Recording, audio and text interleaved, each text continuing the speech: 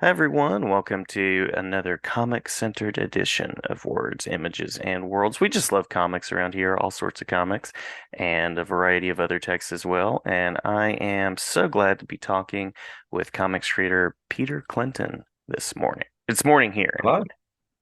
Hi. Yeah, it's just after lunch here. I'm in the UK, so hello everybody, and thanks for having us. Thanks for coming on, and um, I am appreciating the art behind you, appreciating the showcasing that's currently happening. Yeah, it's a bit bare. I say it. We've just moved, so we've just painted the walls, and there's nothing's up. But I thought I'd throw in behind me. These are some covers of a book I make myself with a friend Jose Fuentes, and so we just that's the cover to the zero issue that we put together to see how it goes, and that's the black and white art for the first issue, which will be kickstarting shortly. Love it, So I love thought it. I'd put them back there. Bit of self promo, you can't go wrong. Absolutely, absolutely. That's what it's all about. Um, so I'll mention a couple of projects, titles, publishers here. I know that Silverline is the way that I connected with you, Roland Mann and Barb Yeah. Kelberg and those folks, and you're working on Silverline Team Up. And then I also know from reading the So my bio, team up. Yeah. yeah, I also know from reading the bio that you've worked with Merc Magazine, Cloudscape Comics, and you've also worked in the world of Upper Deck and Marvel as well. Yeah. Yeah. Upper Deck, I think no, Cloudscape was the first thing I did. That was when I was at the Cubit School. Um they were doing an anthology and a writer just had seen my stuff online, I think, and he asked if I'd like to join him in his pitch to Hmm. Cloudscape. Hmm. And it was there was no money in it really, but I hadn't been published before, so I thought, yeah, you got to take every shot that comes your way, and if he likes my art enough, then yeah, of course, I joined him on it, and his pitch was successful. So that was the first thing I ever got published doing, and I think actually anthologies are when people come to me and say, oh, how what's the best way to get started, and I think anthologies are actually really good for that. It's Hmm. if you've not drawn a full comic before. It's easier to draw 6 to 10 pages, than it is someone coming, I need 20 pages every month going forward now. That's quite an ask for someone who's not done it before. So Yeah, anthologies is a really good way to just break yourself in. Um, and yeah, I walked away at the end of a book and say, hey, look, I've drawn something. How cool is that? it's very cool, very cool. How did you know that comics was the space that you wanted to create in? I've always loved comics. I grew up um, in the 90s, Hmm. and I had the cartoons, the X-Men, the Fantastic Four, the Marvel cartoons were really big at the time.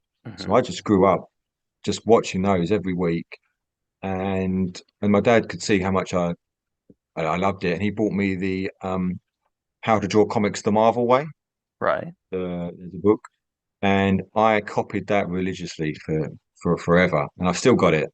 Um, and I just realized that there's something about them. We went to the newsagent, our local corner shop, and they were selling reprints of Spider-Man and X-Men. Hmm. Um, and I devoured those. Uh, I know comics. There's nothing else like comics. Films are great. I love films, Hmm. but something about the way the stories are told through comic books, and how dynamic they are, and how it's all about the impossible being possible. It just hooked me, and I thought I would love to make these. I would really love. I think I saw the first American comic book that wasn't a reprint was an Incredible Hulk done by Adam Kubert, and Hmm.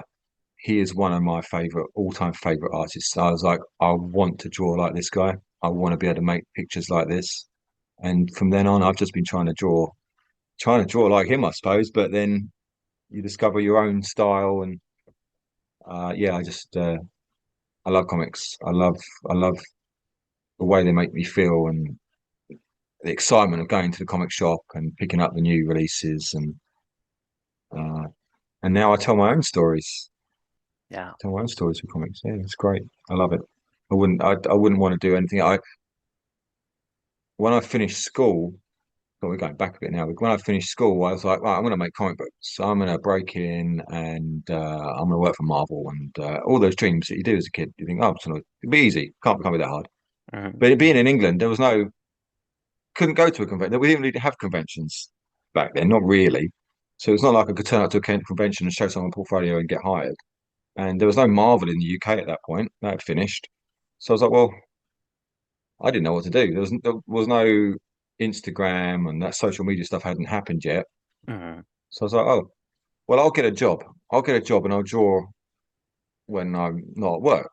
I'll just get part-time job, and then that part-time job became a full-time job, and then I had a mortgage and then a house, and suddenly 10 years had gone by, and I was like, oh, what happened to the comics? I just wanted to make comics, and I got made redundant from the job about 6 years ago, 7 years ago, and um, I thought, well, this is perfect. I was relieved. I was relieved to be out of that job that I didn't enjoy. And I thought I can Yeah. get back to making comics. And my girlfriend at the time is now my wife. I said to her, can I go to America? Okay, can I go to the Cuba school? I'm 30 now, but do you mind if I go to the Cuba school for 3 years? And her reaction was, yeah, when can we leave? She was all on board. So that was a relief. So yeah, I moved out to America. I went to the Cuba school for 3 years I wanted to see how good I was or wasn't, as it turned out, and to get better and to make this a career. And so 3 years later, I met Roland Mann at Silverline once I started to graduate, and I've been drawing for Silverline and whoever else since, basically. So I was relieved I got made redundant and it all worked out eventually. I Nice, haven't drawn for nice. Marvel yet, but that's still an ambition. But as long as I'm making money drawing comic books, I can't complain. Making Yeah. enough money. I haven't got a Ferrari yet, but we live in hope. Marvel and the Ferrari. Those are Ferrari the would be dream brilliant, board. yeah. The Marvel first, and Marvel or DC. I look at it as well. I back stuff on Kickstarter. I'm sure you probably do as well, right? You Hmm. see these things going on Kickstarter, and you can't help but notice the ones that do really well are the ones who've got a name that has already worked at a big publisher previously, and people know and they rely and they trust and they like. If you Hmm. go in it as me now, I will get people who buy Silverline. I'll more or less get those backers. That's great, but I won't reach 100,000 people. Like Marvel and DC do. Hmm. So um, I would love to be able to just promote myself to an extent where I can just make my own books, tell Yeah. my own stories, and work with the people that I really respect and love, and we can just make our own money that way. Um, Also, I want to draw Spider-Man. Yes. Yes. Always a vision board. Always a vision board, Spider-Man. Yeah. Also, I want to draw Spider-Man. Yeah, my Um, favorite. yeah. So you mentioned people that you respect and that you love. Any collaborators or folks that have been really supportive so Well, far in your journey? you've spoken to Roland Mann at Silverline. Roland was the first guy, I think, that first publisher that came to me and really took a chance on me on my own book. So he looked at my stuff. Um, I'd been referred to him by someone else at the Cube at school, um, and he really liked it and said, "I'll gave me a choice of a couple of books." And I really wanted to draw a superhero book. You don't see too many superhero books outside of Marvel and DC, and so I took a chance and said, "Hey, can I do the Silverline team up with Champion and Miss Fury?" Hmm. Hmm. And he more or less just lets me. He gives me a script. It's a Marvel style script, so there's no dialogue as such. It's just like this. I want this to happen, and he lets me. He trusts me to to figure it out. And usually that's he's happy with what I deliver. So yeah, the whole Silverline team they're great like that. I really enjoy working with them. Um, and other than those guys, I work with a guy called Rob Alvear. He's a writer based in New Jersey. We're working on something at the moment. We're 3 issues into. I'm hoping the first issue will I think he wants to get to 4 issues before he starts kickstarting it, or I think he's talking to a publisher. But I I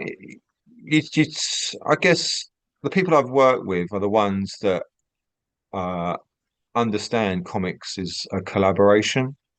It's not, here's my script, just draw what I've told you to draw. And if I Hmm. come back and say, well, I've added a panel here, or I've stretched this out a little bit, they don't turn around and say, yeah, but that's not what I wrote. So can you change it? They work with you back and forth to get the best result for the book.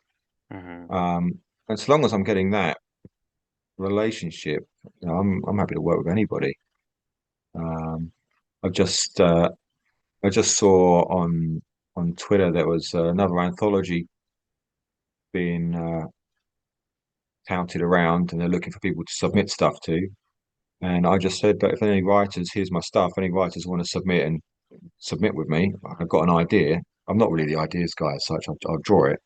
Um, I'd be happy to do that. And a couple of writers came back, so they like my stuff, and they've got a couple of ideas. They sound great, and we'll see how we get on. If they get success, we'll see how that pans out. But Hmm. yeah, just it's the collaboration for me. As long as we're getting that back and forth, because drawing can be quite lonely. Hmm. You're sat on your own. That's why I like conventions. You get to meet people, but if I can, have a back and forth with the writer, I like this, and how about we try this, or can I turn this into a big splash page? Um, yeah, that's great. Yeah. Yeah. So, but basically, anyone, I'll work with anyone, as long as they let me do my thing. Yeah. Um, so please tell us about the Kickstarter, the title, the concept, anything that you'd like to share about that.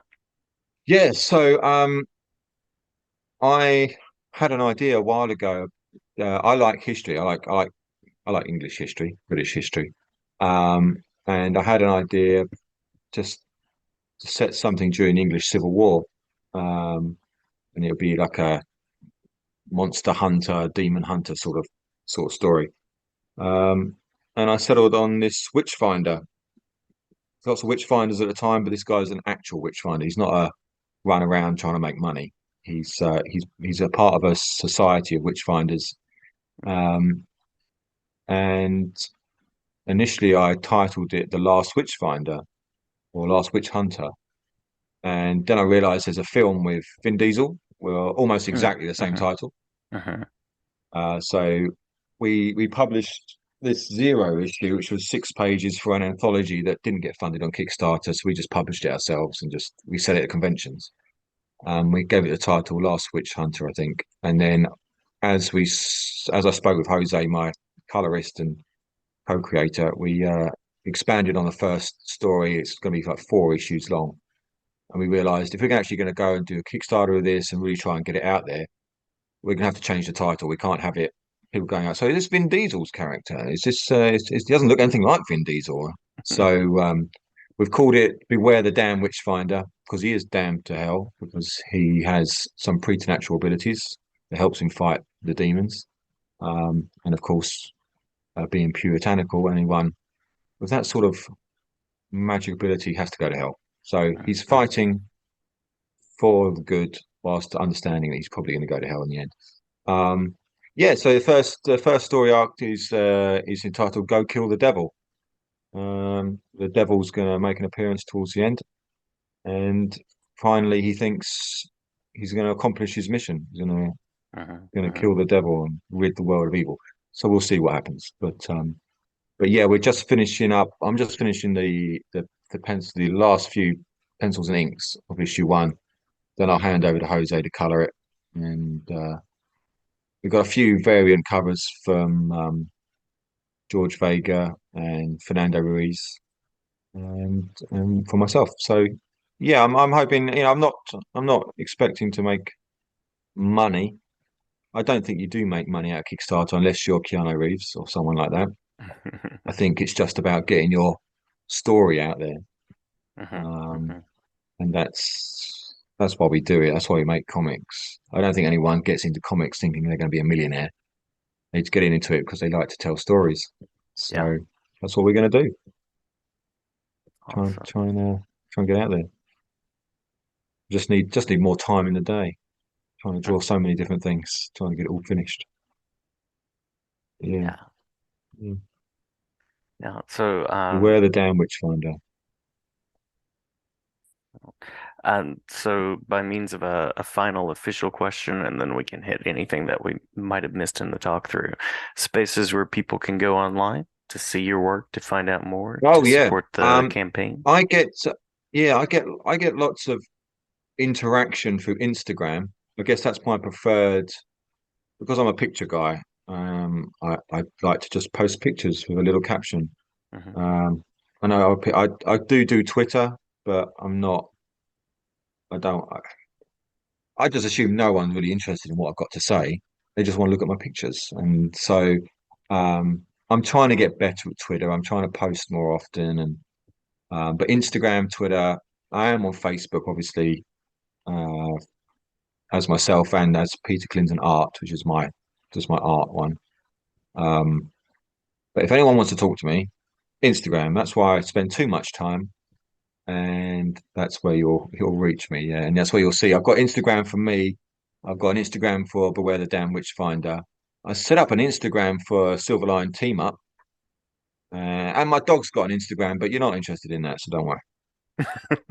We love dogs here. We love dogs here. That totally goes.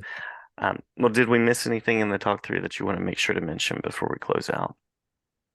No, no, I think that's me in a nutshell, I suppose. I'll just draw the comics.